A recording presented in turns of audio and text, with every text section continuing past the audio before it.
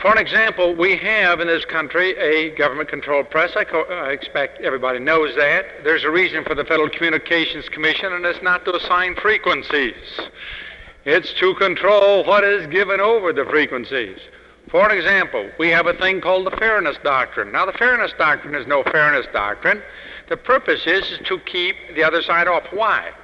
A Fairness Doctrine would say, if we wanted to have one, that if the radio station allows a view to be given on paid time, then the opposite view should have the right to buy time on equal terms. But when you go and have a fairness doctrine that says the people who disagree have a right to free time, what does it mean? The radio station has to omit any of the critical remarks because they got to give away free time. And a radio station cannot survive giving away free time. After all, if the one side paid, the other side should have to pay. That would be a fairness doctrine, wouldn't it? No, it's an unfairness doctrine. It says if one side pays, the other side gets it free. And who decides the fairness? The government. Whether which side can get what time free. Which means it's not a fairness doctrine, it's a government doctrine. Well, let's get that clear. Your television is controlled heavily by the government, of course, and other organizations, which we'll get to in a few minutes. We have our textbooks today, which are heavily influenced by the government in the very fact that government schools are the biggest customers. And textbooks publishers understand something. It's foolish to print a textbook that doesn't sell. In fact, you go broke doing this. It is known as a financial disaster. We have control of our newspapers. People say our newspapers are not controlled. Yes, they are. There is only one newspaper in the United States that has its own foreign news gathering service. That's the Chicago Tribune.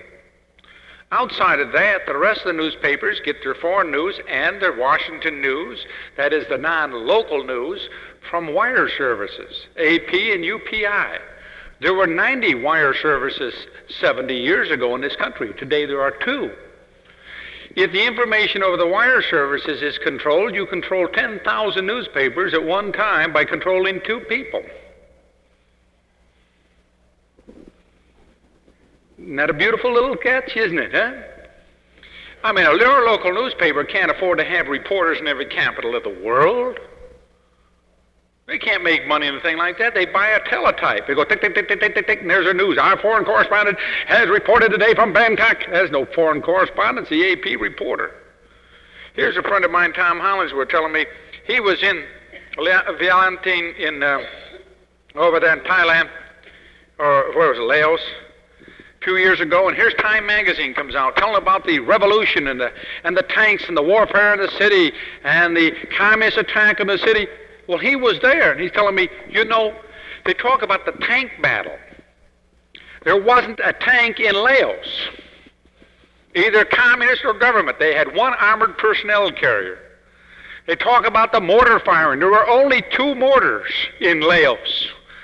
He said their machine gun nest was 20 miles from the city, which was supposedly attacked one Sunday morning. Some people come up and shot a few shots at a soldier sitting in one of these little outposts. This was attack on the Capitol. No one in the Capitol knew it was being attacked, for no one ever heard anything. But according to Time magazine, a battle had raged, the communist forces were being driven back, and all the sort of things are going. Man, that's all called newspaper. You can have wars and battles and everything in newspaper. You can have all the history you want. For an example, a few years ago, we got a little thing called Sputnik. Here's a Jew. Sputnik went up in September 1957. The picture we were given in our newspapers was the picture of an American satellite, which was already in the Popular Science Illustrated magazine in April 1957 on page 158.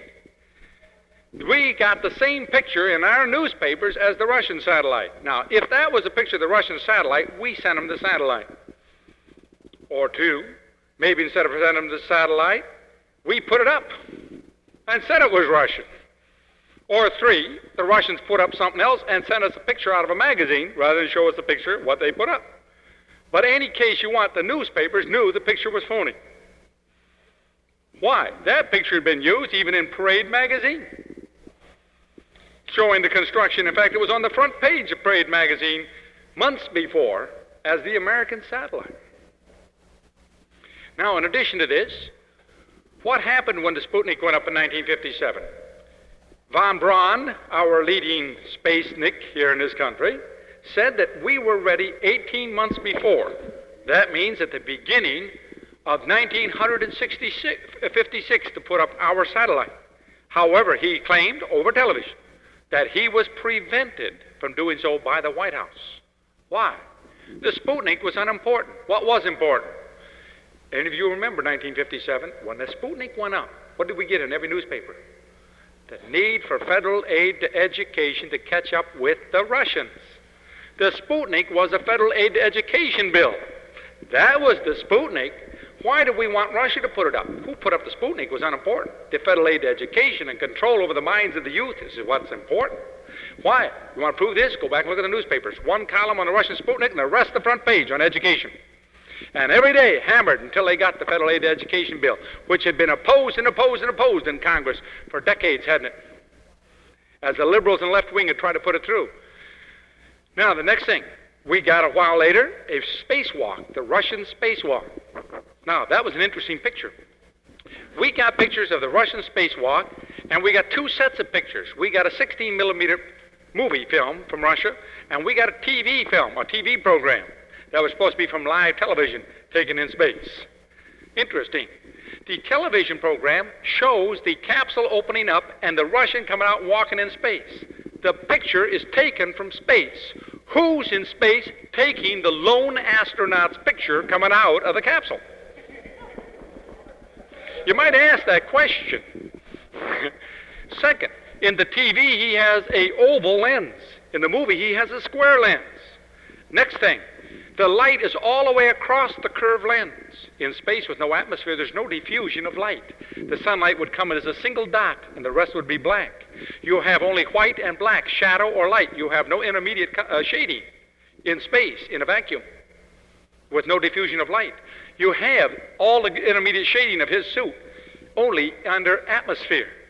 You have the curve across on a studio, where the lights are, as the lights were all the way across his lens. In the TV, the bubbles are coming out of his helmet. In addition to that, the suit is pressed in against his body. In space, the suit is blown out by vacuum. Underwater, it's pressed in against the body as he swims in his tank. Now, any idiot looking at those films knows better, except the American idiot and our government. Then we got a picture of the backside of the moon, taken in about 1960. Russia put a orbit around the moon. This picture was blown up by Kodak, which stated under testimony that it was an oil painting, a photograph of an oil painting. Notice, we do not see that picture anymore since we've been around the moon. They don't bring out the picture and compare the Russian picture in 1960 with our pictures in 1970. Could it be that somebody's manufacturing news for you? Just suggesting the possibility, see? Notice that Russia always recovers their satellites and Sputniks in Siberia. A land recovery is 100 times more difficult than a water recovery. They've got a lot of water around them to recover in. How come Russia does not recover over water? It's easier to recover that which is not up there in a place where nobody's there to see what you are not recovering. An idiot can figure that out. If Russia had something up there, they'd have the whole world see it. You guarantee that. They show some tin cans of May Day parades going down the street on some trucks. They show them the same tin cans year after year. They got a pointed tin can on the front, a few tubes in, 50-gallon drums in the middle, and they got a couple of little plates stuck on the back. Our missile program. They roll them past. Oh, terror, terror, right? Yeah, very good program. Now, any idiot knows better. What do you know about the Russian missile program? What the same newspapers have lied to you about everything else have told you. Time magazine wouldn't lie to you, would it? It's infallible. A lot of preachers preach from it weekly. We know it's the infallible word. It's the source of their sermons, isn't it? Anyway, so we've been given, we get a lot of gobbledygook that doesn't make sense. It doesn't make sense what we see going on. For example, in 1965, our government said we had 37 riots in this country, racial riots. So they said the cause of this was that the federal government needed to put more money in the urban warfare against poverty. We doubled the money in 1966 and reduced the riots from 37 to 89. So we doubled the money again in that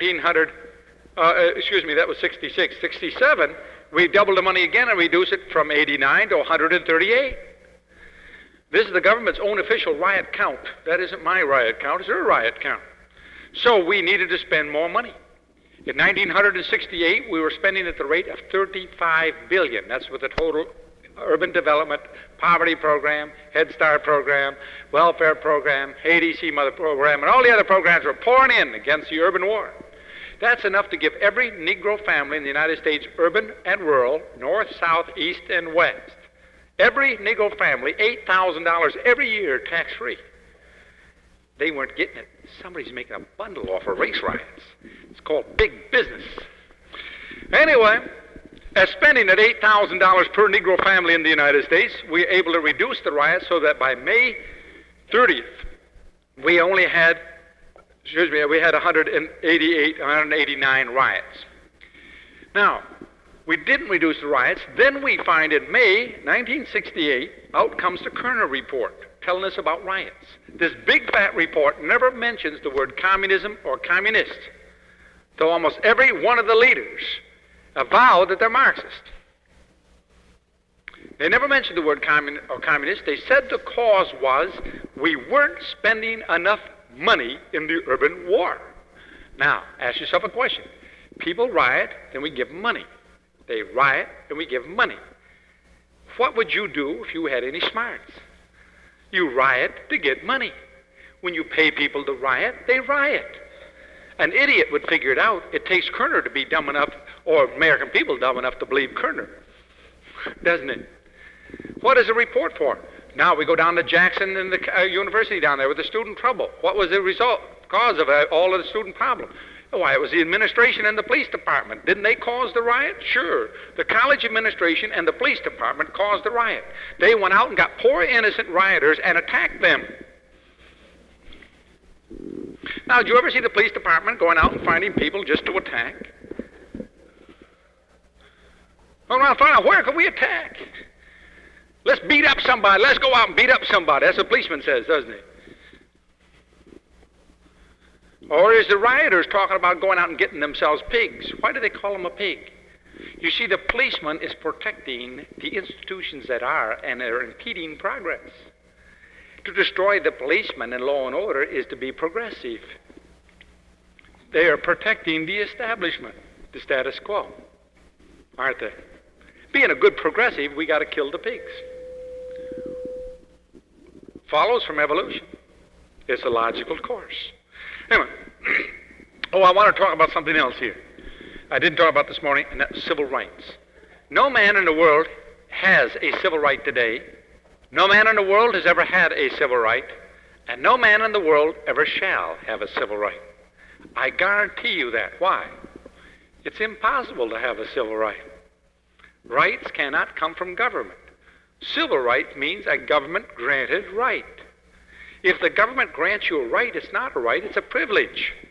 A right is something that cannot be changed, taken away, amended. Anything the government grants, it can change, take away, and amend, by the very definition. If man created it, man can change it. And if man can change it, it's not a right, it's only a privilege. By definition, there is no such thing as a civil right. For example, let's say I'm an all-powerful dictator. Being all-powerful, and you're my subjects. Anything I say is civil law, isn't it?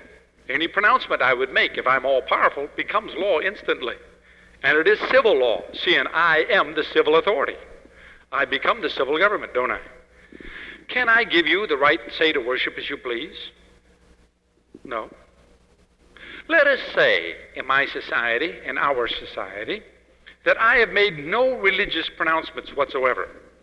Would you people in my totalitarian state have religious freedom? Now think about that for a minute. Would you have religious freedom? I'm an absolute all-powerful dictator. I have never made any pronouncements in religion, either by neglect or intent. It doesn't make any difference why. Would you have religious freedom? You would have perfect religious freedom. See, and I have not interfered with your worship, and nobody else can, seeing I'm all-powerful. Everyone in here is free to worship or not worship as you please, aren't you? You would have perfect religious freedom. Second, if I make any law concerning religion, it must be to interfere with somebody's freedom to worship. Otherwise, there's no reason for a law concerning religion, is there? The only reason I could make a law was that I wanted to alter somebody's worship. No matter whether it is to get them to worship more or worship less or worship different. All law does not create liberty. All law takes away liberty. If you want people free to murder, what do? Do away with the law against murder. Then everybody's free to murder. You don't have to pass a law to make them free to murder. They're automatically free if you repeal the law. The law is made to convict them of murder, to interfere with the liberty to murder, to prevent the liberty to murder, isn't it? If we want people free to steal, you don't have to pass a law granting the liberty to steal. No, just undo the law against stealing. If you want any liberty, just do away with law. The absence of law creates liberty. The presence of law diminishes liberty. That's a basic different concept than you're taught at the local brain factory. You're to be taught that law creates liberty. No, law takes away liberty. Now, there's certain liberties we think people shouldn't have. The liberty to murder, the liberty to steal, the liberty to rape, etc. So we have laws against these, don't we? We have a law against going 90 miles an hour down the street out here because we don't want people to have the liberty to go 90 miles an hour down the street out here. If we want them to have that freedom, just repeal the speed law. And everybody's free to go 90 miles an hour, aren't they? As far as the government is concerned. As far as civil law is concerned. This being true, our founding fathers said, then where do rights come from? Can man have a right? Yes. But it can never come from man, because if man creates a right, or his government, then he can change it. And the best it can be is a privilege. I don't have any laws concerning religion, so you have the privilege to worship as you please. But it's not a right, because tomorrow I could make a law, and you take away your privilege. If it is a right, what do we mean? It means that tomorrow I couldn't make a law. If tomorrow I couldn't make a law, then your privilege is a right. If I can make a law, then your privilege is only a privilege and not a right. It is the inability to make law that creates rights. I want to repeat that. It's the inability to make law that creates rights. Our Constitution says the government shall make no law to bridge the free exercise of religion. It didn't say how many people want a Presbyterian church as a state church. It says 80% no, 90% no, 100% no. Keep your cotton-picking hands out of the field of religion. Why? If you keep your cotton-picking hands out of all religion, if the government keeps its nose out of all religious matters, religious liberty is a natural result. Where did that liberty come from? Were we endowed by our government with certain civil rights? No, we were endowed by our Creator with certain unalienable rights. Why? If they didn't come from a Creator, they're not rights.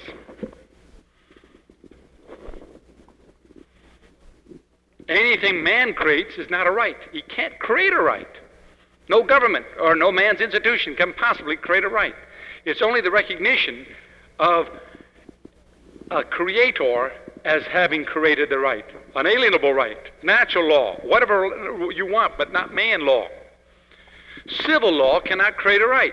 You cannot have a civil right. That's why the communists offer it. They only offer what's impossible.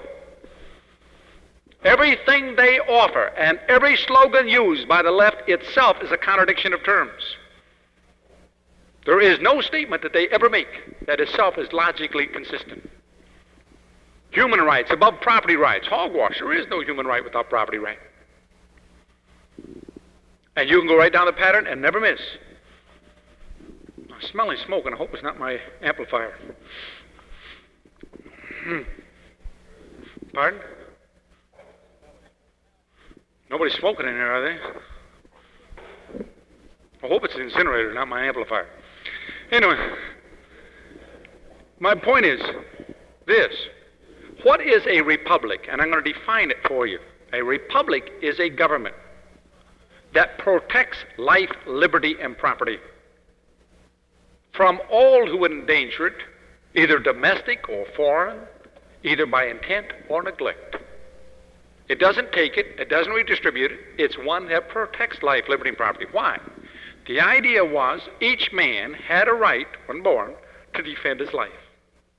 An inalienable right, a God-given right. We had a right to defend our life. We all, each of us, have a right to defend what we've earned. That's property. We all have a right to defend our liberty. That is, a right to use our life and property, as long as we're not injuring another, as we decide. That's what liberty is. To make our own choices. Now, seeing you can pass a law saying I can't defend my life, but you come try to take my life from me, and you'll find out that your law won't protect you. Now, you may punish me after I've killed you, but it isn't going to stop me from killing you. You can't pass a law against my defending my own life. Try it someday. You can pass all the laws you want against a man defending his own life, and the law won't mean a hot wash anywhere. Our founding fathers said that isn't something you can legislate it. Now, if we only have the right to defend our life, liberty, and property, then we have no right to create a government to do what we can't do. A communist nation would put me in jail if I took away what you had earned. Put on a mask and say, stick 'em up. Every society does that. If the government can't do it, or we can't do it, how can we create a government to do what we can't do? Why should the government be able to do what we would not tolerate a citizen doing? For an example, if I put it, there's only two ways for everyone in this room are going to live your life. Whatever you consume in your life as you pass through here, either you must earn it, that is, you must produce it, or you must take it away from the one who did produce it. Let me make that clear. You either got to produce it, or you got to get it from the one who did produce it. Now, either that one who did, like a father, might give it to you,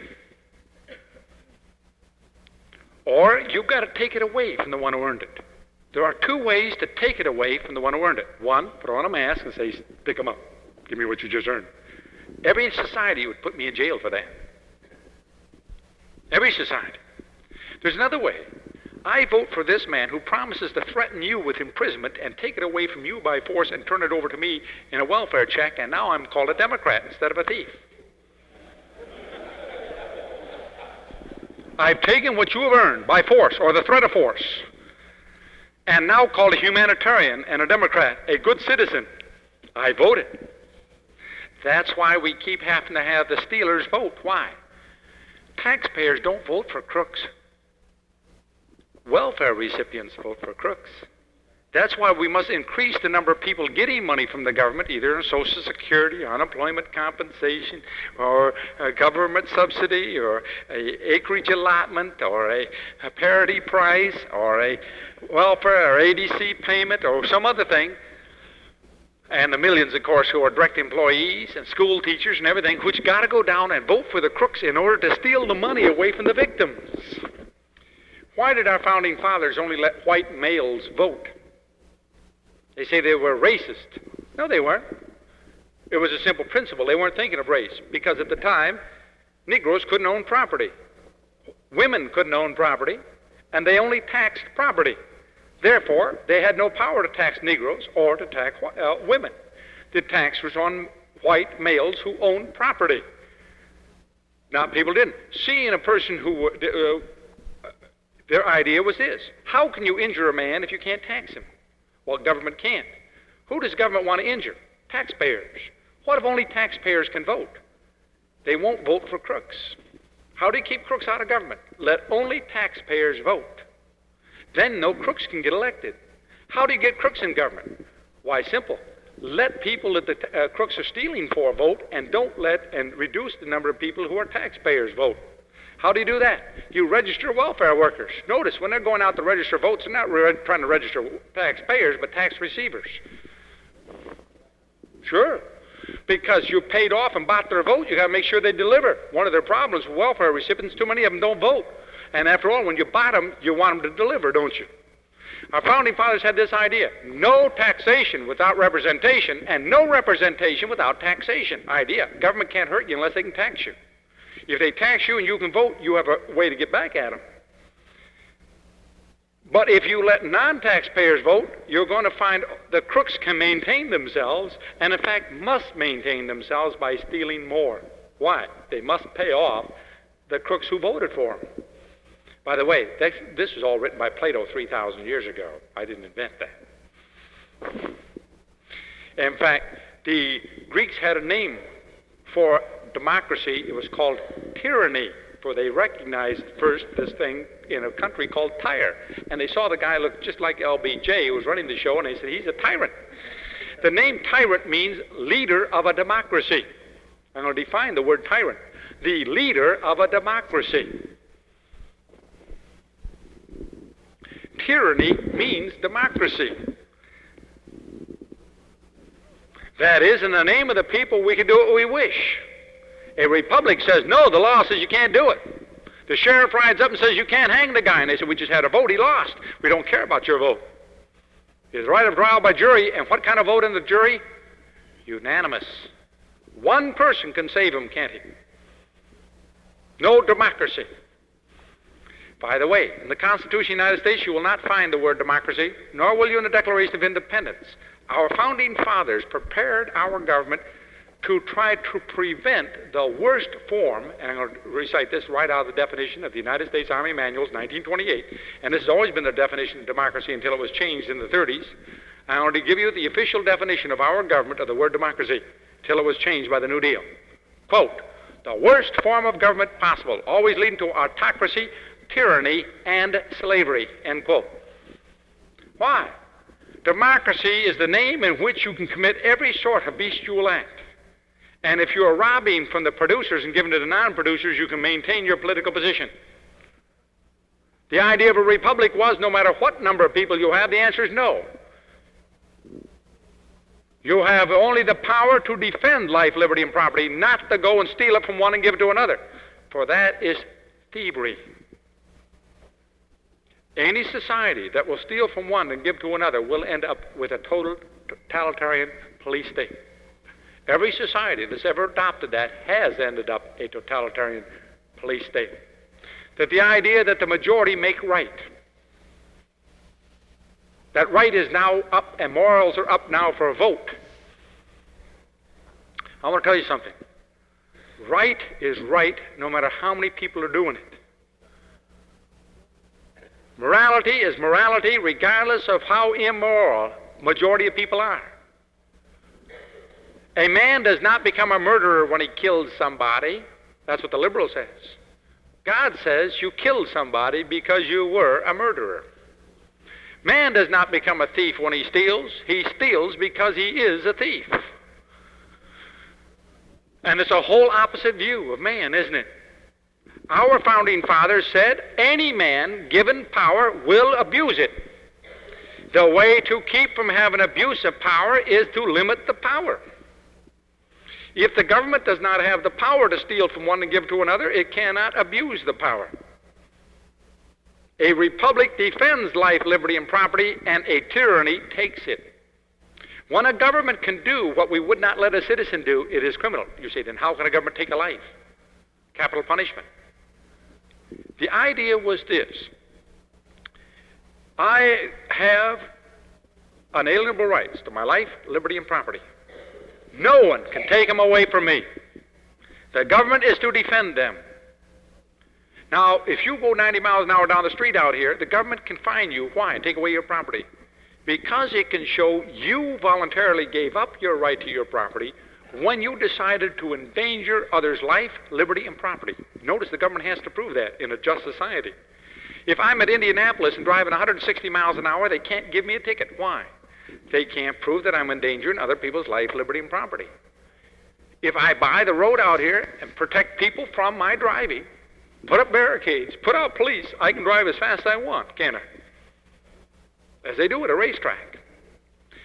In other words, it's the government's duty to show, before it takes away any of my privileges, my rights, that I forfeited the right by my own negligent act. And that my rights can only be taken away from me by my own acts, not by the acts of another. When I murder somebody, I forfeited my right to my life. The government didn't take it, I forfeited it. When I stole from somebody else, I forfeited my liberty. The government has a right to put me in jail. Why? I gave it up when I decided to steal. The government isn't taking away my right, I gave it up. That's the idea of a republic. Now, if the government can take away my property and I have not stolen, then that's called stealing, and the government is now doing the immoral and unjust act. A republic is to protect the citizen from what? From the worst thing possible, the mob, the majority. Liberty is when you are protected from the majority, from the mob, from society. Did you ever think of that? Our Constitution was not to protect what the communists want, to protect society from the individual. Fascism protects society from the individual. Our Constitution was designed to protect the individual from society. Diametrically opposed. Communism is fascism, as we will show you. There are only two forms of government. Government restrained by law and government unrestrained, called oligarchy. It sometimes masquerades as democracy. Sometimes masquerades by putting a front man, putting some robes on him and calling it a monarchy, but it's still a clique ruling. They got a front man out there and a mouthpiece, that's all. It's still an oligarchy, a clique, an elite, an aristocracy is ruling. Let's go back to my bourgeoisie, or my Birch here, my hill. Remember I talked about the proletariat down here, the serf in the valley? He couldn't own property, his house. What happened was this. In the Dark Ages, before the guy built this big house on top of the hill, there was chaos. There was anarchy. There was no trade. People lived in total savagery in Europe. You know, people, I had a colored fellow a while back. He says, yes, we've been smiling for 200 years. We're through smiling. I said, why? You think your ancestors were slaves? Yeah, our ancestors were slaves. And I said, so are mine. Everybody's ancestors were slaves. The white has known as much slavery as blacks. The world has known slavery almost all of its history. Every nation has known slavery, and all of our ancestors have known slavery. Slavery is nothing new. The name may change, but slavery is as old as the hills. You smiled at one sort of plantation owner. My ancestors are smiling at a man in a big castle on top of a hill. Don't give me that jargon. You just want to trade your old plantation for a new one. Let's get rid of the plantation. That's my idea. Then you don't have to worry, nor I do, about who's going to be in the plantation. You're arguing about which one of us is going to be slaves first. I don't care to have it for either one of us. And I'm trading your slavery for another. But when the guy built the big house on top of the hill, he did something. He built that house for a reason. I'll give you a little bit of background. I shouldn't take you into history here, but because I haven't got time. But up until about the 7th century, we had a problem. The stirrup was not invented. A man and horse could not fight well, only with javelins.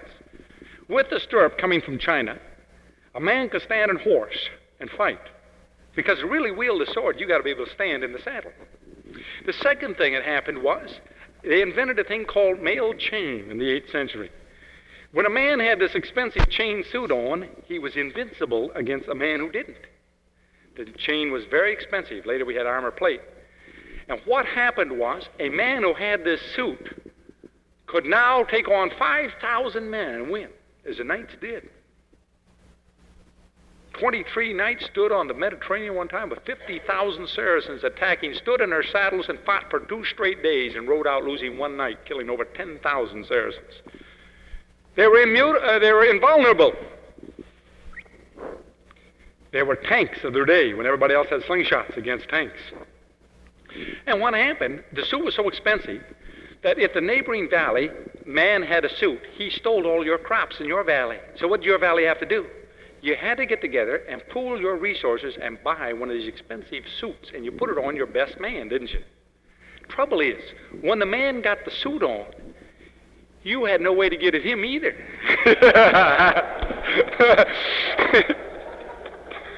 He decided he needed a big house to protect you with, so that you could get to, right?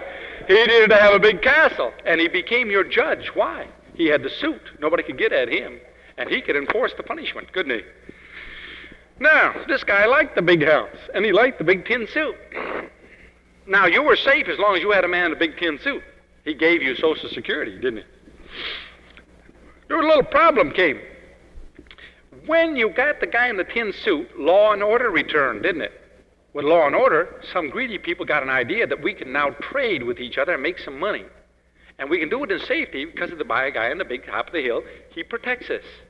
So commerce started. And the people opened up little shops. And where'd they put the shop? Well, on the side of the hill where the land wasn't so good for farming and close to the castle.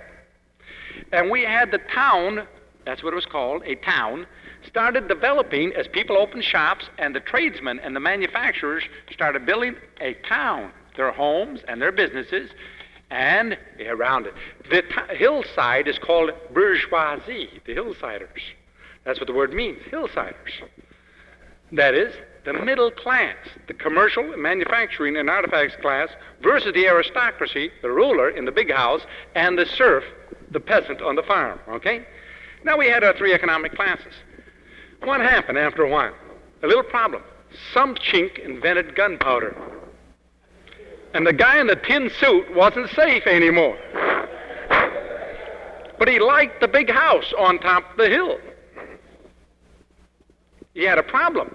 The merchants now could afford to hire their own men with these little guns and protect themselves. They didn't need the man in the big house. The merchants and the manufacturers, the townspeople, the bourgeoisie, were providing for the worker, for the farmers, artifacts and manufactories that they wanted. And the farmers, of course, were supplying food that the middle class needed, right?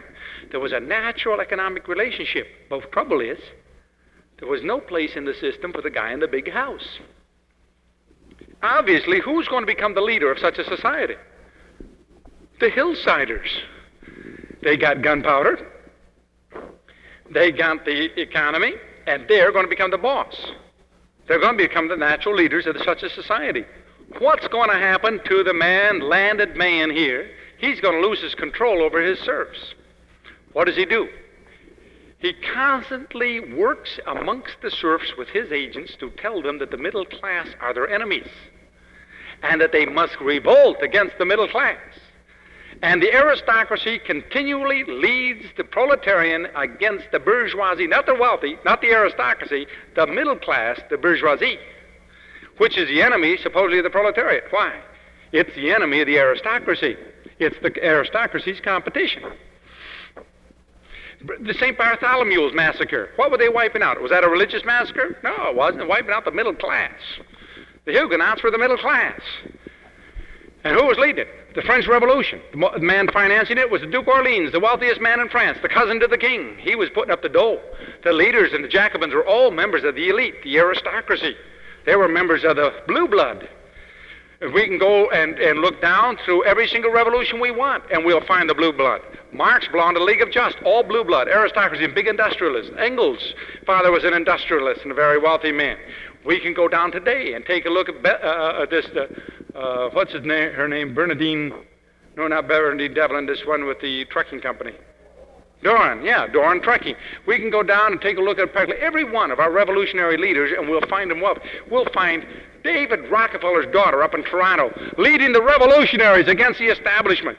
Her father happens to be president and chairman of Chase Manhattan Bank and Standard Oil Company. Now, that's against the establishment. That's hogwash. They don't ever cut these kids off. The revolutionaries are not amongst the poor, the downtrodden, the disadvantaged, the factory worker. No, no. The factory worker is the hard hat out there in New York City bopping the revolutionaries over the head. The laboring class is hardcore right-wing in this country. Why? They're capitalists who are being taxed. We're told that we're taxing the rich and giving it to the poor. In 1969, the Internal Revenue Service, the IRS, in testimony before the United States Senate on testimony of the Internal Revenue Act in 1969 stated that in 1968, of the internal personal income tax, 85% came from the lowest tax bracket. Of those people earning more than $20 million, they paid on the average less than 7% income tax. Those people earning over $600,000, half paid no tax at all. More than half paid no tax at all. The tax breaks and the declining balance and all the tax things are not for the working man, not for the average man. He gets it taken before he can even lie about it. The tax breaks are all for the elite, for the aristocracy. Here's Bobby Kennedy attacking Rockefeller because Rockefeller only paid $685 in income taxes in 1964. The Kennedy family paid none and never have paid any taxes. All of it's in tax-free foundations. They don't pay taxes.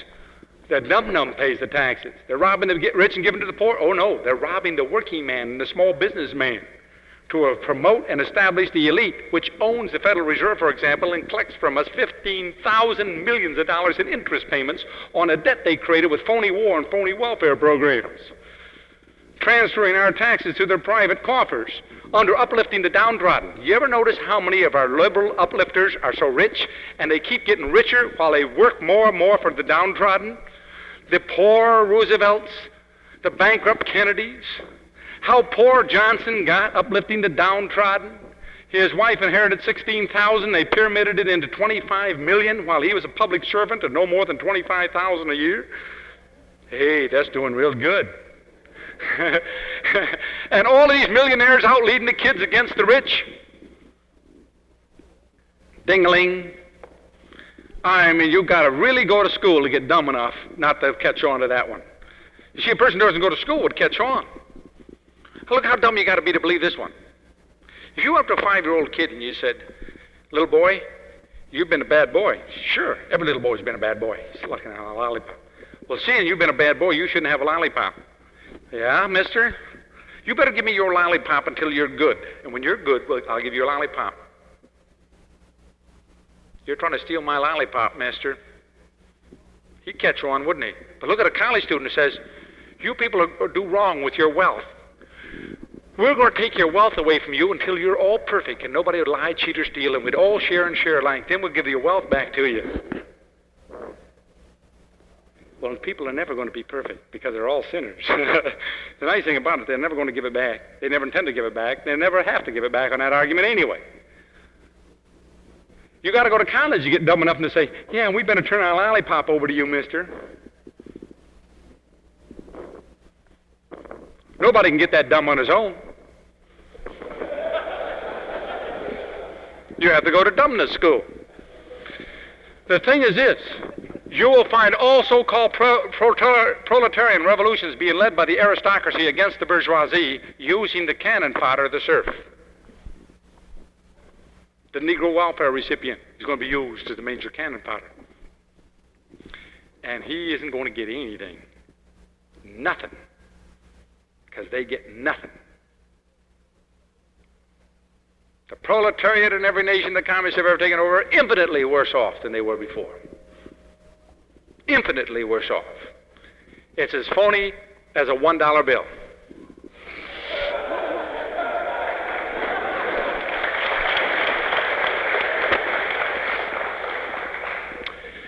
In economics, these are some economic systems: competitive capitalism, monopolistic capitalism, fascistic capitalism, Nazistic capitalism, socialistic capitalism, and communistic capitalism.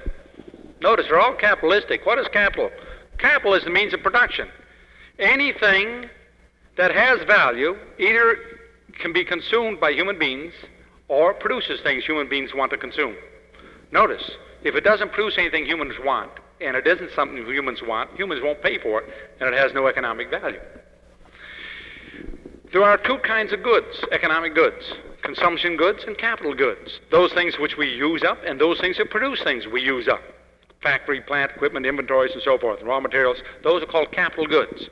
All societies are capitalistic. The aborigine with a blowgun, he doesn't want to eat the blowgun, sleep in the blowgun, wear the blowgun, or live in the blowgun. He wants to get bunny rabbits because he wants to eat the bunny rabbits. The bunny rabbit's a consumption good, and his blowgun is a capital good. He's a dirty, rotten, filthy capitalist for having a blowgun. Now, anybody who has anything to produce anything is a capitalist by definition, for capital is the means of production. The question isn't whether we do or don't have means of production. That isn't the argument. The question is who's going to have them. The question is, are people going to be able to have them, or is it going to be held by the elite, by the aristocracy, by the clique, by the party, by the dictatorship of the proletariat? Hey, that's a good term, isn't it? You kind of getting the idea? See? That doesn't mean the proletariat doing the dictatorship. It means a dictatorship of the proletariat. The proletariat is going to be dictated to by the dictatorship. There's never been a government that's faded away yet, and no government is ever going to fade away. There's no communist nation in the world today. They're socialist nations. When does a nation become communist? When the government fades away and all people share and share alike and live in their idyllic dream world with nobody ever hating anybody, losing their cool, having any violence, being greedy, wanting more than their neighbor. It's not going to happen on this planet in this age, I'll guarantee you. It never has happened and will not happen. And anybody, the whole thing has been sold. One time as divine right of kings was another argument, but the argument changes, but the program does not vary. Just the slogans that they confuse the num-nums over vary. And today they got a big machine called schools where they can take them in by the millions and program them all systematized, regimentized, organizing program of their brain. Click, click. They're all marching, click, click, all together now. And it's amazing how we can go to college after college. You can go to econ department after econ department and you'll never find a variation on any government school. They all will say and mouth the exact same slogans and parrot them off without any variation. You can go in any field you want, and you'll find out that the academy, that is the professorship, the academy, are not thinking people. They are a regimented herd, playing the same phonograph record over and over at different locations for the num-nums, called students. A student is one who's supposed to study. They don't see, they come and they get the pap given to them as they get programmed. Competitive capitalism, the means of production is owned privately, but the prices are set not by the producer, but by the marketplace. The producer doesn't have any control over his prices in a competitive capitalism. If I produce this item and I make 10% profit on it, I'd like to make 20%. Why don't I make 20%? Because if I was making 20%, I can only raise my price 10%. I could double my profit, couldn't I? 100% increase in profit for just raising my price is 10%. Not bad, huh? Why don't I do that? Because see, this guy here, he says, Crane's making 20%, I'm making 10%, I'm going to produce what Crane's producing. You dirty grubber, you're going to muscle right in, aren't you? Sure you are, because you ought to do it to you. I know just kind of what kind of guy you are. You're the same kind of guy I am. Now, problem, how can I get 20%? Only if I can keep you from producing this good and selling it in my market. Notice, there's no way to get a monopoly profit. What about underpaying workers? I had a government worker down yesterday. This is why my voice is sore today. I spent 2 hours with this guy down at campus. He says, well, they underpaid the workers, businessmen. I said, businessmen can't in competitive capitalism underpay workers. Sure they can. No, they can't. Why? Because if they underpay the workers, their profits are too big and other people will start producing it in order to get those big fat profits. And what happens? Two things. One, there'll be competition to lower the price, which will lower the cost of the workers' living, which will give them a real wage increase, won't it? Or two, they'll bid and try to bid away your workers, and you'll have to raise your wages in order to keep them. Look, you got to assume everybody else is stupid. People, when they get greedy enough, get pretty smart. Anyway, that's not the case. I cannot get above a normal profit. For when I do, other greedy people muscle in. We have a company in this country, an industry, which is 100% producer of a product. They produce all of it. Ocean Spray cranberry sauce. But why doesn't Ocean Spray, they don't charge a monopoly price. They charge a competitive price. Why? The day they charge the monopoly price, there's no secret in how to make cranberry sauce. A&P can go into cranberry sauce in a minute. They buy it from Ocean Spray now. Why? Because it's as cheap as producing it themselves. But the day Ocean Spray raises the price, A&P is going to open up a cannery smashing together cranberries. And Ocean Spray is smart enough to know that. Why does Ocean Spray not be able to raise their price? Quite simply, if they raise their price, they're going to get competition. And the only way they can do it without competition is to have a patent. They don't have one. To have a franchise. They don't have one. To have a government health law doesn't allow other people to produce it. They don't have one. The licensing program, right? To have a public utility. They don't have one. To have a fair trade law. They don't have one. Therefore, without a government law, they must charge a competitive price. Isn't that funny? Notice, every monopoly is not destroyed by government, it's created by government. It's impossible for me to get a monopolistic price unless I have a patent, a government-issued monopoly. I have a fair trade law. We get a Pure Food and Drug Act. Why? They talk about the drug industries becoming a monopoly and charging such fantastic prices. Why? Because only people with government license and approval of the Drug Act, the Drug Commission, can produce. Now, what if everybody could produce the drug? The prices would be down. What is the purpose of the Pure Food and Drug Act? To make sure there's no competition in the drug industry. Example. I'm going to show you this one. Here's Ralph Nader, out for the consumer, Marxist. Ralph Nader says, out fighting the automobile industry. He fights Ford Motor Company and General Motors right to the ground and wins. And our papers tell what a great hero this young lawyer is. It goes out and whips GM and beats Ford Motor Company. Do you think that any Ralph Nader could beat General Motors? Where was Ralph Nader publicized and where did he become a big name? In the magazines who have big ads from General Motors and Ford. Do you think Time magazine is going to go against General Motors and Ford? Do you know what is paid for an ad in Time magazine? Do you know what the advertising budget of Ford and General Motors is? Nader gets all the publicity in the papers getting the advertisement from Ford and General Motors. Now watch what Nader does. He forces General Motors to have to sell to everybody a package of safety equipment that General Motors had offered for years and people didn't want and wouldn't buy. Now you must buy $300 worth of safety devices that people don't want. Nader did that for you against the terrible General Motors and Ford. Notice, last year, General Motors supposedly tapped the wire, maybe, and without going and contesting, gave to Ralph Nader $385,000. Ford Foundation gave a research grant to Ralph Nader of $480,000 last year. Payment for services rendered. Here is even Parade Magazine, our own local Vestia. A few months ago, puts in there, when somebody asks, where did Nader get his money? And they said, it's interesting that Nader got $100,000 from Midas Muffler. This is a mafia-owned organization. And Midas Muffler, they said, is interesting because Midas Muffler is doing this out of their civic responsibility. Because if Nader is successful, he can outlaw the present mufflers which might destroy Midas Muffler. Because he's fighting pollution. Interesting that the new anti-smog mufflers are estimated to going to be costing from $250 to $300. Present mufflers are $15 to $20. Do you see where Midas Muffler might pick up a little bit of change?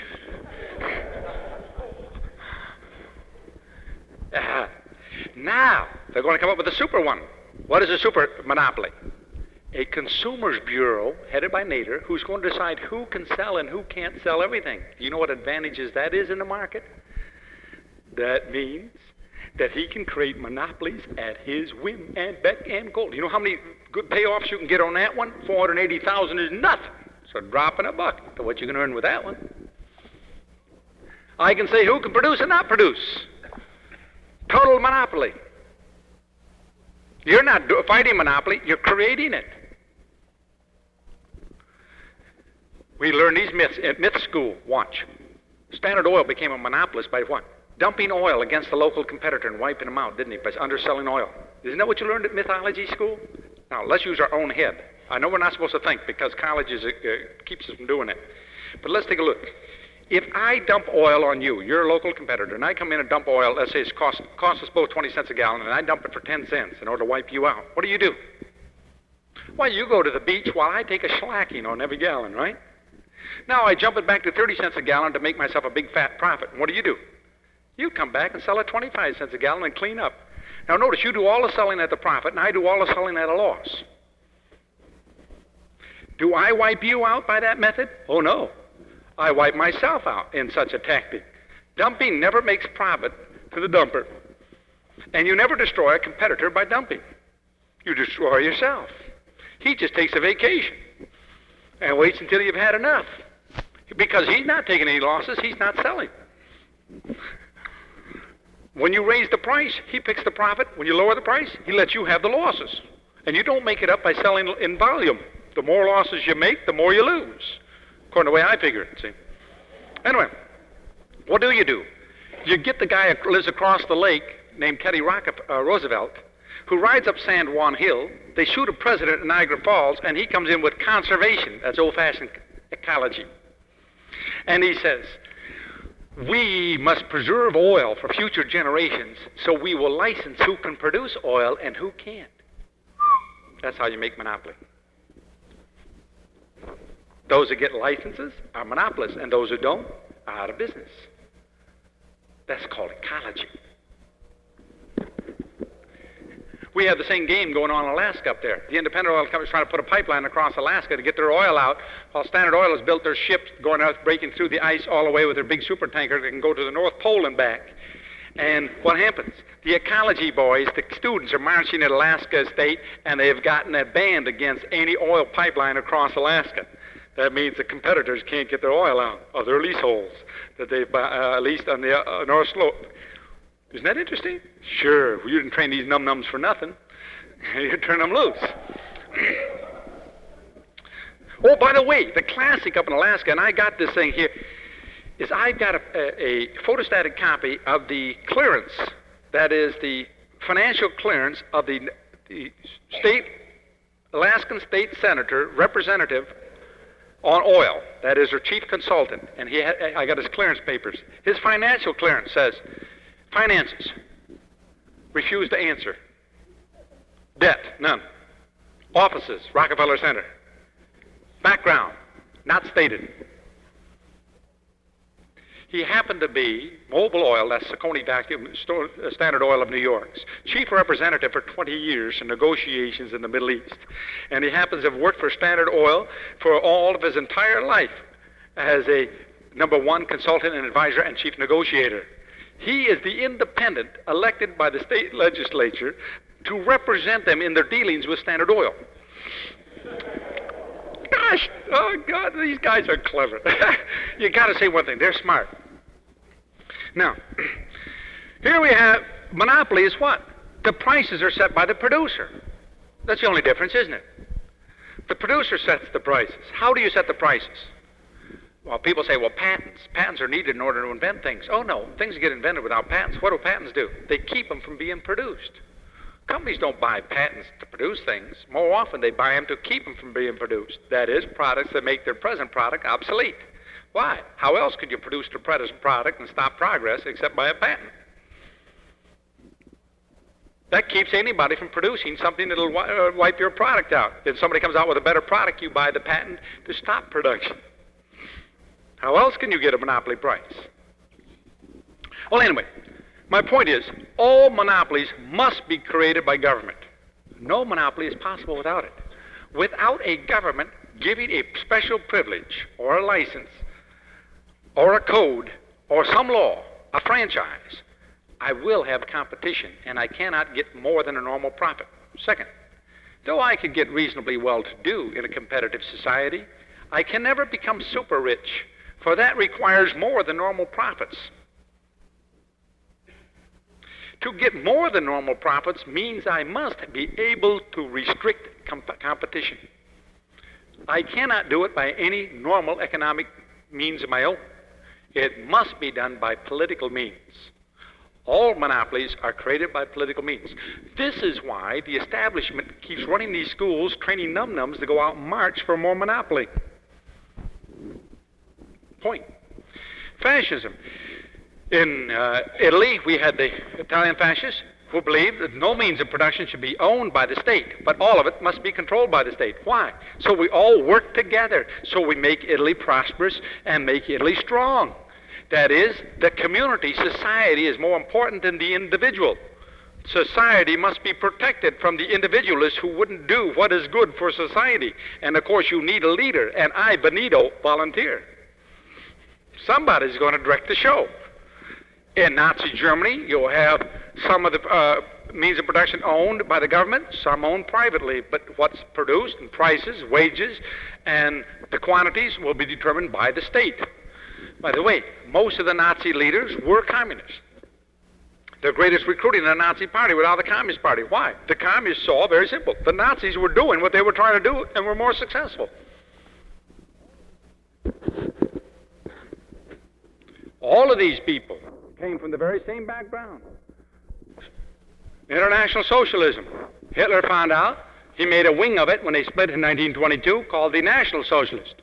Both flying a red flag, both promoting. By the way, you read Krebs' book. He's telling about 1932, when the Comintern ordered the German Communist Party to join the Nazi ranks in overthrowing the labor unions and smashing the government of von Papen to bring Hitler to power. And when the party members were in shout-down sessions were demanding, why? And they said, party form, you're to obey the party. We cannot have split in solidarity. And they said, why? And they said, because Hitler will smash the unions, and until he smashes the unions and we can then take over the unions, then we'll smash Hitler. And they said, we're pulling 2 million votes, and Hitler's pulling 13 million votes, and we're going to smash Hitler? That's crazy. And the orders came from Moscow. And the German Communist Party joined ranks with the Nazi SA and marching in the streets against the Iron Front of the labor unions and crashed in the labor unions and brought Hitler to power.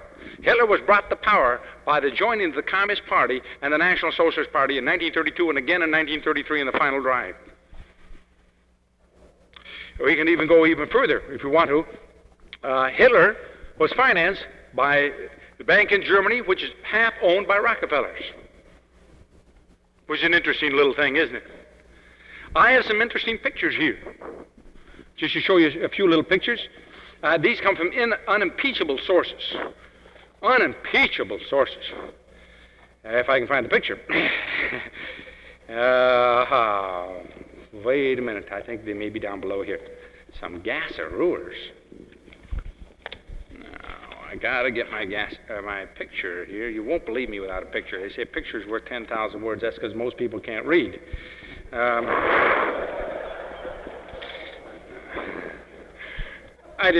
said I was going to insult everybody before the day's over. If you haven't been insulted yet, you can pick that one up for the first one. Here's one interesting picture, and I had another one. Maybe it didn't get in here. I think it's in my airplane maps. Yeah, I'll have to tell you what the other one is. I just got it last week from Gary Allen. This is Life magazine, unimpeachable source, right? February 1940. This is the Romanian oil fields of Standard Oil. And here are 2 tank cars with shipping to Germany. Remember, this is after the fall of Poland, England, France, Second World War is on, right? And here's the oil going to Germany. Esso-Lube, Eastern States, Standard Oil, and Shell, cartel partner of Standard Oil in Europe. Hey, pretty good. Out of Standard Oil's refineries in Romania. I have another picture, and that's the one that's in my airplane. And that picture is a nice little one. It's out of the Air Classic Times, January 1970. And these are pictures of classic aircraft. One page is on German Afrika Korps aircraft, Second World War, after the fall of Rommel in Africa. And here's a picture, one of the pictures of a Hinkel 111. And the picture is so up close that you can see the fuel sticker. Shell 87, Standard 100. By the way, Standard Oil saw that Hitler got all the fuel he needed until 1943, while he was doing what they want him to do. And I will give you the program of the international program behind this. One of their major goals is to control the world. To control the world, you need a world controlling organization. Back in the turn of the century, they planned to bring about a one world government, and there's an organization you can look into, and this Naked Capitalist, which developed in England in the Round Table. Cecil Rhodes was one of the founders, Milner Group. And their plan was simply this. There was no necessity to bring about a war so bad that people were so shocked that they would agree to a one-world government. As the First World War got going, and remember, it was a man honored today by the communists who shot the Archduke to start the war off. As the war got going, they had a problem. They realized that they had control of the governments of Europe and could form this international government, but there was one government they didn't have enough control of, and that was the United States. If the United States stayed out, the whole thing was a joke. If the United States would balk at the idea of a one world government, they needed a threat over that one world government. And what was that threat? A Second World War. What they did, and you read Lloyd George at the signing of the Versailles Peace Treaty, when he said, if you put conditions on a debtor so that he cannot pay, you only force his ruinization and force him to fight with you. If you hope to collect, then you must make terms that can be met. He said after the Versailles Treaty, the terms we have made are impossible on Germany. We have guaranteed another war. Now, Lloyd George, Prime Minister of England, was one of the signers of this compact. Now, he understood what they had done. He was one of the big three. They had made a condition. Clemenceau said the same. They knew they had made the condition. What was the purpose of that? Why make those conditions? Simple. If the United States would go along with the League of Nations, they could amend the Versailles Treaty and relax the restrictions on Germany. If the United States did not, then they did not amend it, and it guaranteed the rise of militarism in Germany. For Germany could not pay the debt and would have to resort to military force eventually in order to try to get out from under the Versailles Treaty. They had planned at the time to have a right-wing militarist, that is, an army junta, to take over. Problem is, the army junta was too weak after the First World War and never did get on its feet again. So they had to take a left-wing socialist and call him a right-wing, and take a man who gave the whole socialist program, Adolf Hitler, and call him a right-wing extremist, though his program was a total Marxist line, though he referred to himself as a Bolshevik that made it work. Here, Adolf Hitler, they continued to feed him money, feed him everything. What was the purpose of the Second World War? To make Russia our ally, to lower our gates and allow communism in this country, to have excuse to feed the communist nations openly. And after the end of the Second World War, we then had the communists as our ally in a one-world government, with the communist nations having to approve our foreign policy. Our foreign policy must now be submitted to our so-called enemy for approval, which means we have no foreign policy. Very clever, wasn't it? And what do they tell you in the United Nations? They show you the bomb and say, the only alternative, isn't it? The bomb. And they blackmail us with a bomb. In 1948, read Medvedev's book, The War for the A-Bomb, we shipped to the Soviet Union a complete atomic bomb so they could blow up, because the American people were getting upset about us giving away so many nations to the communists without a fight. And then what could they do?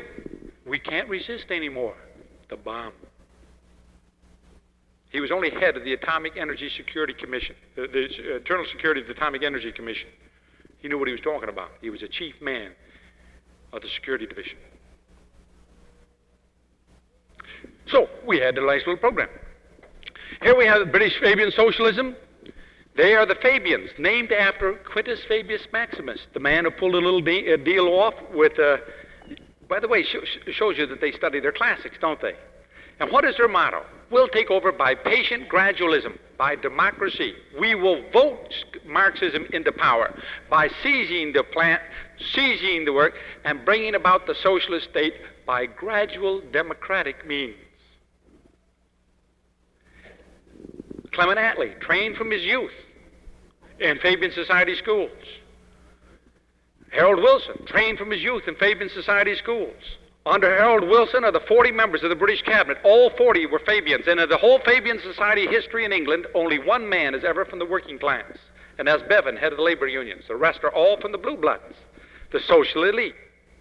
John Maynard Keynes, for example. And in our country, we have John Dewey, you see, of the education bit, and Walter Lippmann, the man who writes our newspapers, and etc. So anyway, the Fabian socialists believe in taking over the major means of production and controlling it by the state, letting the guy continue to own his little business, but we'll control it through our monopoly prices of our state monopolies. We can milk his business and control him via economic means. Communism, total takeover and total oligarchy. More important than this, total capitalism. Now everything in the state is capital. Everything is one vast plant being run by the management of the state, the plant management. Everything in there is to serve the state. That means that the human being now becomes a piece of capital equipment. He is to be procreated, educated, recreated for service to the state. And notice, like any machine, if it cooperates and works well with other machines, it's productive, isn't it? However, when the machine breaks down because it has different ideas and doesn't work well with others, we have to throw it out into the scrap heap called Siberia. What happens when it gets old and it weighs and tolerances get bad? It gets creaky. We throw a machine out. You throw human beings out too. You dump them in dumping grounds when they become useless. We can't have a machine around eating more than it produces. This would be bad business, wouldn't it? In the communist state, all things become capital. It is the ultimate in capitalism. It is the ultimate in socialism. It is the ultimate in fascism. That is, the state is everything. Society is all and the individual is nothing. It is the ultimate in monopoly. No competition in any part of production, distribution, at all. Total monopoly, and it's total oligarchy. It is the ultimate of monopoly. Obviously, the enemy of a monopolist is not a communist. The enemy of a monopolist is a competitor. Did you ever think of that? Now you see, this is the key to economics that is not taught. What we're taught in school is that communism is the enemy of monopoly. Oh no, communism is monopoly. If I own communism, I am the monopolist. A few years ago, David Rockefeller takes a vacation in the Kremlin. Wait a minute. Gus Hall says that David Rockefeller is the man they're going to get. Head of Standard Oil, Chase Manhattan Bank, #1 capitalist in this country. He's the #1 hate man of the communists. David Rockefeller goes to the Kremlin. He must be safe there. How could he be so safe in the Kremlin? After his vacation is over, Khrushchev is no longer premier. Our newspapers can't say they don't know why Khrushchev was removed. I noticed one thing, Khrushchev didn't remove Rockefeller. Could it be possible that the boss went over and fired the branch manager? One could be suspicious that that might be the case, couldn't they not? Seeing that it's been money from that very same banking interest that financed communism from the very beginning.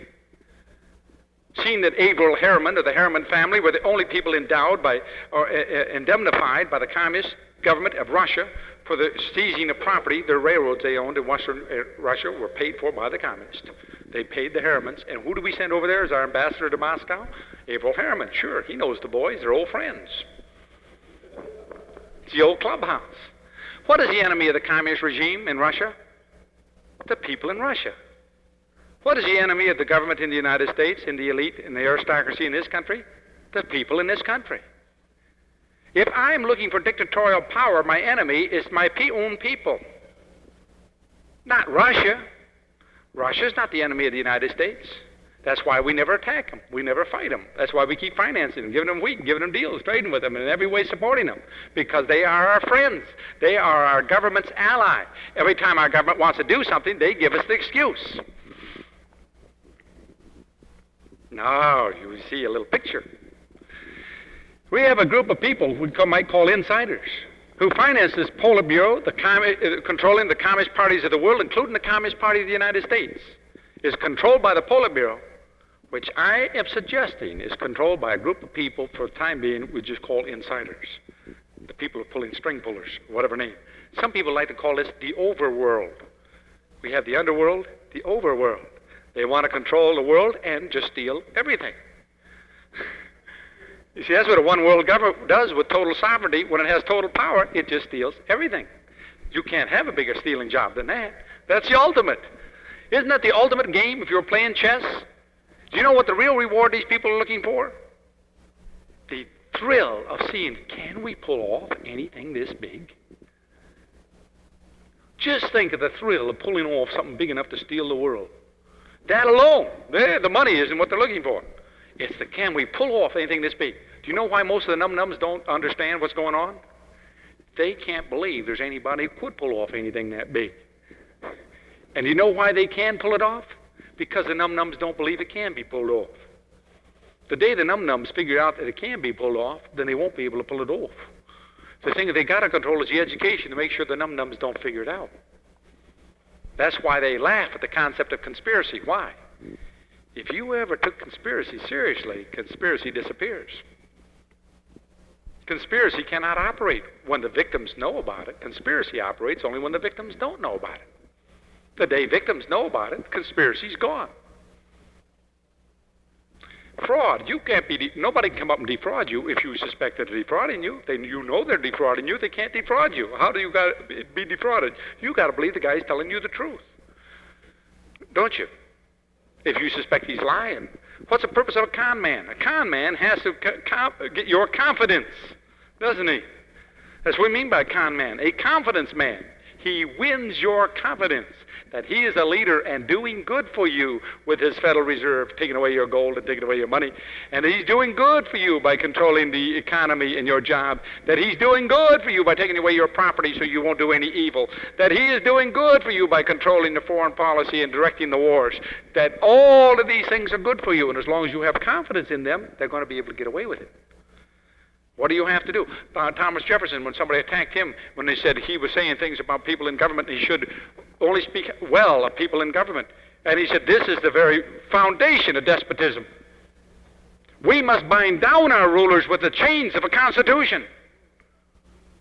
We must distrust our rulers. Otherwise, they will become demagogues. It is distrust that maintains liberty.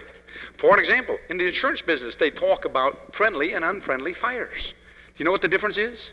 A fire in a candlestick and in your furnace is called a friendly fire. A fire going up your walls is known as an unfriendly fire. Now, they're both fire. People say, oh, you're against fire. No, I'm against fire going up my walls. I'm for fire in the furnace. Now, what makes the fire in the furnace friendly? It's my servant. Why is it my servant? It's restrained by a furnace to serve me. If that same fire gets out of that furnace, it'll master me and destroy me. It's the same fire. Government's the same way. Government, restrained and restricted and limited in its power, becomes our servant. Government that can break its own way out of the furnace becomes our master. When the government can change the Constitution, it is no longer restrained. It will destroy you. Any government that can set up its own laws and rules of operation will destroy you. I want to repeat that. Any government that can establish its own rules of operation will destroy you. It isn't what kind of government, my government versus your government, right wing or left wing, up, down, inside out. There is no such thing. All those terms are given to confuse you. There's two types of government. There's government that's restrained, and there's government that's not restrained. There are two political views, individualism and collectivism. Either society must be protected from the individual, or the individual must be protected from society. There are only two economic systems, competition or monopoly. Either the monopolist will establish the terms of his trade, or the marketplace will, and he'll be subject to the marketplace. Any method that takes away the marketplace takes him away from the iron rule of the market and allows him to rob the citizenry. Third, you cannot have a monopolist unless he has influence, a political influence, that can establish laws to give him preference in the marketplace. No competitor without political preference in the marketplace can ever become a monopolist. And I'll debate that with anyone on any platform anywhere. And I'll win. Before any impartial or partial audience. I like the partial audience best. They're more fun. The thing is this. In 1965, in the World Marxist Review, we heard this statement. This is official communist press. We have created three major offensives in the United States. The peace offensive, the Dr. Benjamin Spock's little outfit, who raised our babies in the baby books, creating women for fathers, and contrary to all decent child raising. The civil rights movement, that is the racial revolution, and the proletarian revolution, that is the poverty drive.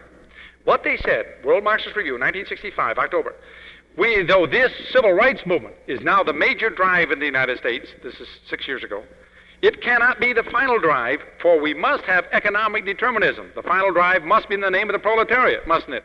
To make Marx come out right.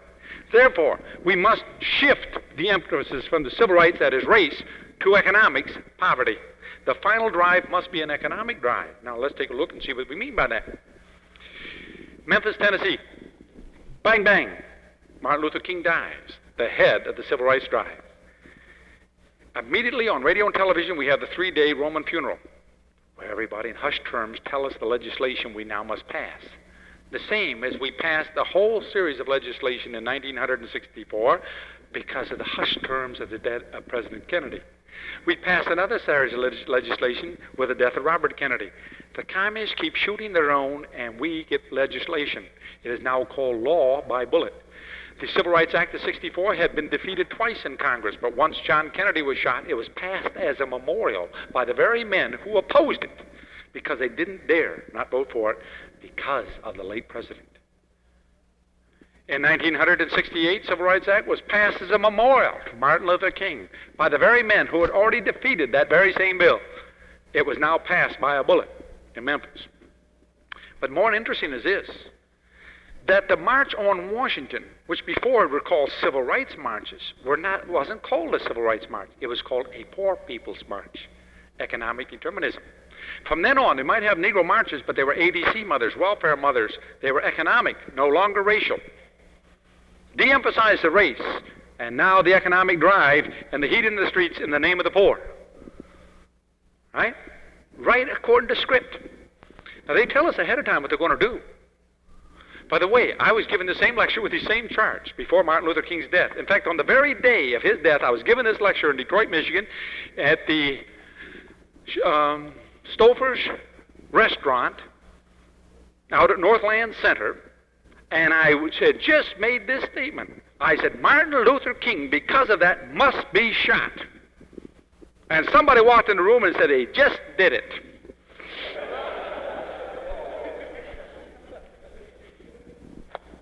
Hey, that's getting pretty good, eh? Pretty close. I didn't pick that up on my own. They told me. I believed them. Anyway, we have another organization, the Socialist Organization, the Fabian Society. In the United States, it's called the League of Industrial Democracy, and the Council of Foreign Relations. This is the group that is taking its power by democratic means. And this group, for example, the CFRs, had total control of our executive branch for at least 3 decades. And we'll go even further. The people who control this organization and their ancestors have selected the candidate for both major political parties in every single election in this century, without a single exception.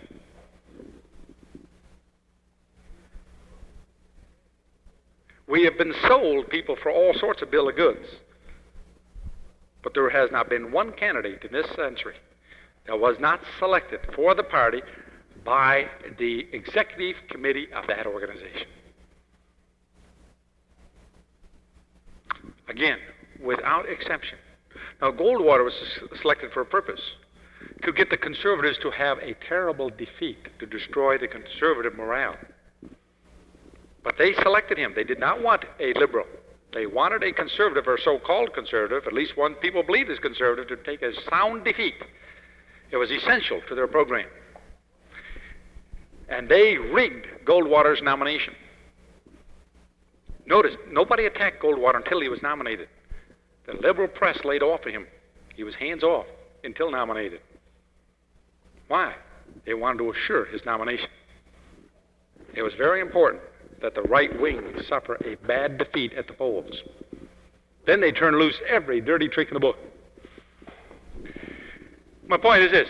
Of our House of Representatives, over half the congressmen sitting in the House of Representatives today was elected by Walter Reuther's Cope. Walter Reuther, if you remember, was the man who dreamed of seeing the red flag fly over America. Yours for Soviet America, Walt and Vic. And Walt Reuther, by the way, could never be president of the United Auto Workers because the Constitution of the UAW requires that every officer be an employee of an automobile company on the line for at least 2 years. Walter Reuther never worked 1 day in the United States in an automobile company, and he couldn't have worked 2 years in Russia because he worked at the communist automobile plant in Russia and Gorky only for 1 year. But the only place he ever worked in an automobile plant, if he did at all, there, was in Russia, not in this country. And the Constitution said it must be in the United States, which is an interesting thing. This United States Senate, over half our senators made their first million as a senator. It shows you it pays good to be a senator, doesn't it? It kind of maybe reflects on the caliber. Our Supreme Court, there's not enough could be said about it.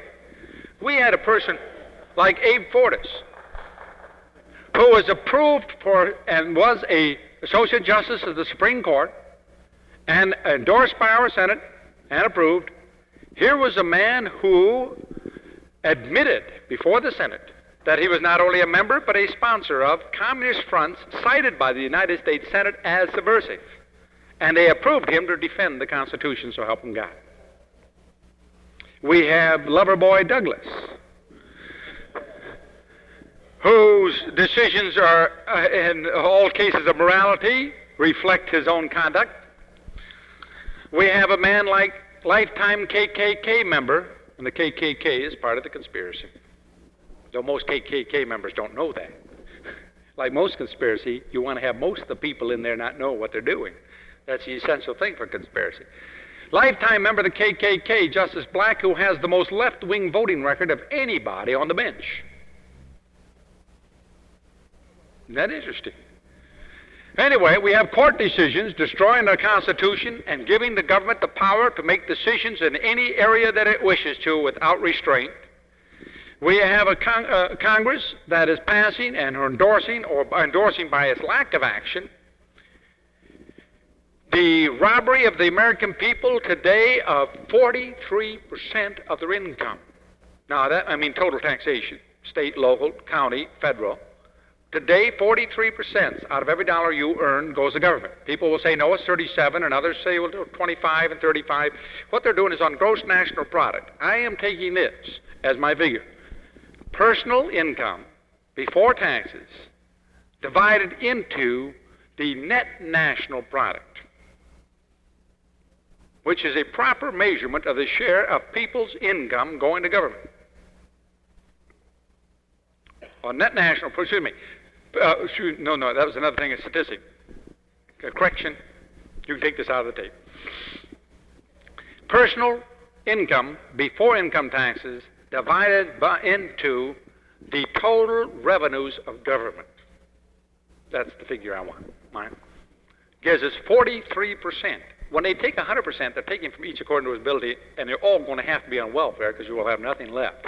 Then they'll have to give to you. We'll all have to be on welfare, getting according to our need.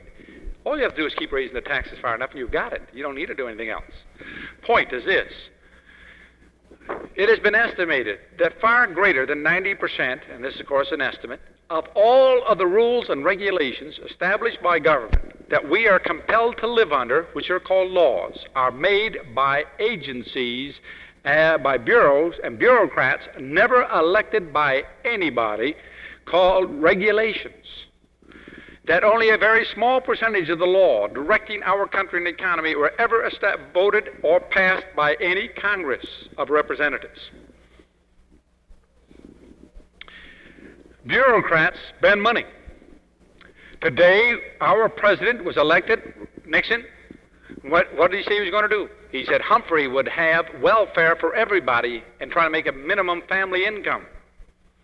He said that awful Humphrey would commit treason against every soldier that ever was in Vietnam by having unilateral pullout. He said Humphrey would have a bombing pause and murder our own troops. He said Humphrey would raise our taxes. Nixon, of course, has raised taxes more than any president in history. He said Humphrey would run deficits which would be destructive to the value of the dollar and rob every American citizen. He has now budgeted the biggest deficit in the history of the United States. In fact, everything he said Humphrey would do, he has done more than he ever claimed Humphrey would do. For they both have the same boss. You knew what Humphrey would do, because it's exactly what he's doing. How he knew so well. We have phony wars, which we send our soldiers over, our boys, while we are taxed fantastic monies to fight, while our own kids are out marching, supporting the enemy, while our press is excusing, condoning, and every way, while our government continues to finance and subsidize the revolutionaries, we have this phony war overseas. We fight it in the worst possible place, in a jungle 7,000 miles away. Maybe it's because it takes a lot more oil to get there. We could fight communism 90 miles away, but you couldn't sell much oil. And also, you wouldn't have much excuse for not winning. See, how else could you get... People don't know where even Vietnam hardly is. It's the greatest place to have a war that you don't win. We fight it under the worst possible terms in a place of no strategic importance. The closest strategically important place, even by the left admit, is Peking, 3,000 miles from Saigon. What are we in Vietnam for? We are fighting under United Nations auspices. What is United Nations? It was our promise to fight under our enemies' terms, and they would tell us when we were and when we were not, that we would not decide whether to fight or not. Our decisions would be in our enemies' hands. We're not in the... Why did we not declare war in Vietnam? The United States isn't there. The United Nations forces are. We are living up to our CETO agreement, which is part of the United Nations. You don't believe that? Read both the UN Charter and the CETO agreement, which says CETO is part of and a division of the United Nations. That's why we're in Vietnam. In other words, what is a treaty with a foreign government? A promise to go to war before the war even starts. What do treaties do? Guarantee war. What was the foreign policy of George Washington? No treaties with anybody. We don't tell anybody what we're going to do. Step on our toes and find out. The best way not to have war is make no treaties. How do you have peace? Pull home all your ambassadors, shut down the State Department, and make no treaties with anybody. That's the way to keep from having war. What do treaties do? Guarantee war. When a condition comes about, the war is automatic. The future war is promised.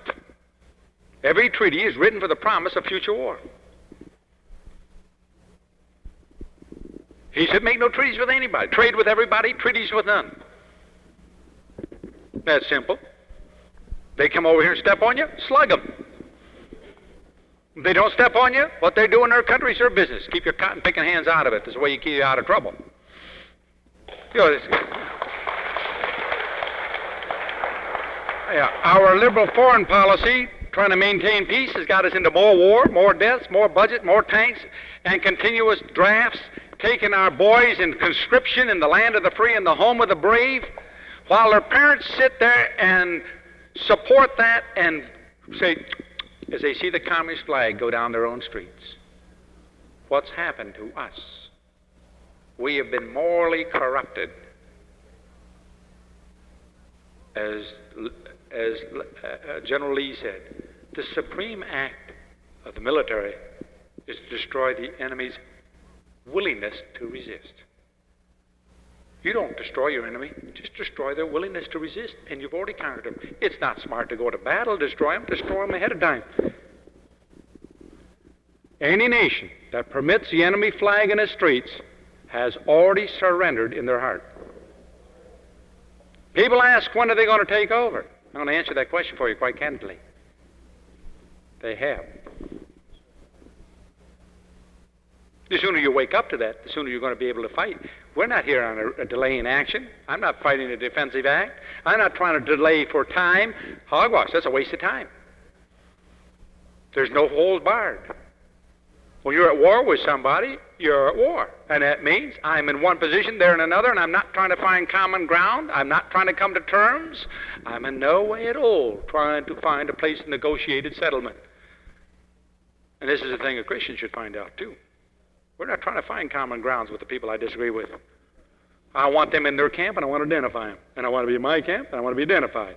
And I want everybody to see when they look at me and know what camp I'm in.